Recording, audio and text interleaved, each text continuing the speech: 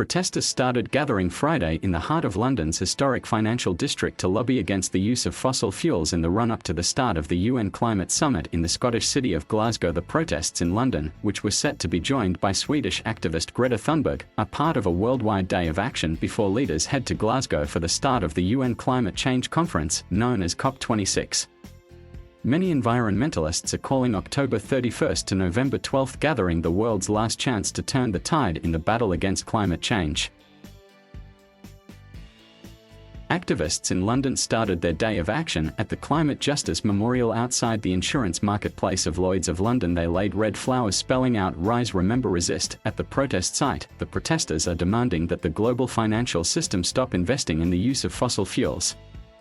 They are expected to campaign outside a number of London locations throughout the day. International Bank Standard Chartered is set to be the focus of the main action in the early afternoon, followed later by a vigil at the Bank of England.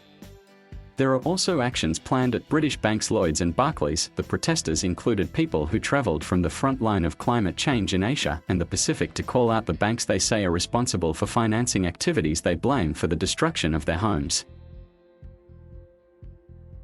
Across the world, demonstrators were taking to the streets to urge action now, including in coal-reliant Poland, where city sirens sounded at noon, in Warsaw and other major cities. Poland's government has been slow in embracing new climate goals, arguing that the country needs time to phase out its dependence on coal and pivot toward more renewable sources. The summit in Glasgow is taking place a year late because of the coronavirus pandemic. 6 years ago in Paris, nearly 200 countries agreed to individualized plans to fight global warming.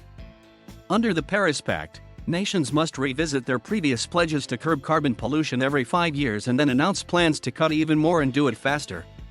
The hope is that world leaders will cajole each other into doing more, while ensuring that poorer nations struggling to tackle climate change get the financial support they need. The headline goal set in Paris was to limit warming to 1.5 degrees Celsius since pre-industrial times. The world has already warmed 1.1 degrees Celsius since that era.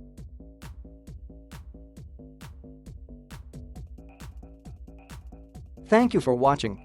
Please subscribe.